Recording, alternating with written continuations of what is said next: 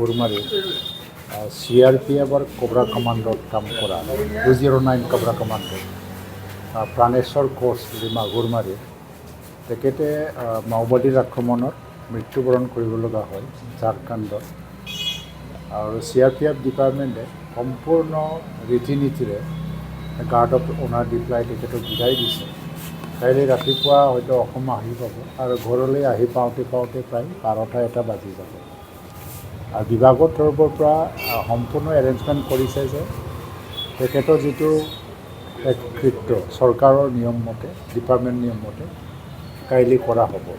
তো মই অসম চৰকাৰৰ প্ৰতিনিধি হিচাপে আজি তেখেতৰ ঘৰলৈ গৈছোঁ আৰু তেখেতৰ ঘৈণীয়েক আছে আৰু তেওঁ ৰাভা মানুহ আছিলে আৰু বৰ ছোৱালী বিয়া কৰিছিল আৰু সৰু 5 বছৰীয়া এটা বাচ্চা আছে ল'ৰা। তেখেতৰ মা দেউতা আছে আৰু 2জন ভায়েক আছে। খুবেই মানে গৰীব পৰিয়াল আৰু সিজনে এজন আৰ্নিং মেম্বাৰ আছে যোনে এতিয়া পৰিয়ালটো বনাবলৈ আৰম্ভ কৰিছে। তেখেতৰ বিয়োগত যথেষ্ট মানে পৰিয়ালত দুখৰ ছাঁ দেখিবলৈ পাইছোঁ আৰু চৰকাৰৰ হৈ ময়ো সমভাগী হ'বলৈ গৈছোঁ।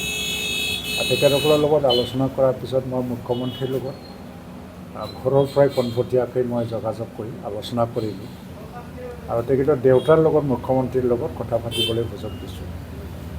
মুখ্যমন্ত্ৰী ডাঙৰীয়াই মোক জনোৱা মতে অসম চৰকাৰৰ এটা পলিচি মতে অন ডিউটি যদি কোনোবা ফৌজীয়ে মৃত্যুবৰণ কৰিব লগা হয় উগ্ৰপন্থীৰ হাতত বা দুশ্মন দেশৰ শত্ৰুবিলাকৰ হাতত যিয়ে দেশৰ ছাত্ৰত মানে জীৱন ত্যাগ কৰিব লগা হয় অন ডিউটি এইসকলক ৰাজ্য চৰকাৰৰ নিয়ম অনুসাৰে 50 লাখ টকা আৰ্থিক সাহায্য দিয়া হয় আৰু মুখ্যমন্ত্ৰী অলৰেডি পৰিয়ালক এইটো জনাইছে। তো তেখেতসকলৰ পৰিয়ালৰ ভৱিষ্যত সুৰক্ষাৰ কাৰণে নিশ্চয় CRPF ডিপাৰ্টমেণ্টৰ পৰা কম্পেনচেশ্যন দিব আৰু বহুতখিনি নিয়মৰ অধীনত তেখেতসকলে সুবিধা দিয়ে। পৰিয়ালৰ লোকে মোক অনুৰোধ জনাইছে যে আগন্তুক সময়ত ঘৰক চোৱা চিতা কৰিবৰ কাৰণে আৰ্থিক অনুদানটো বেলেগ কথা, তাৰ কাৰণে তেখেতসকলে কৃতজ্ঞতা জনাইছে।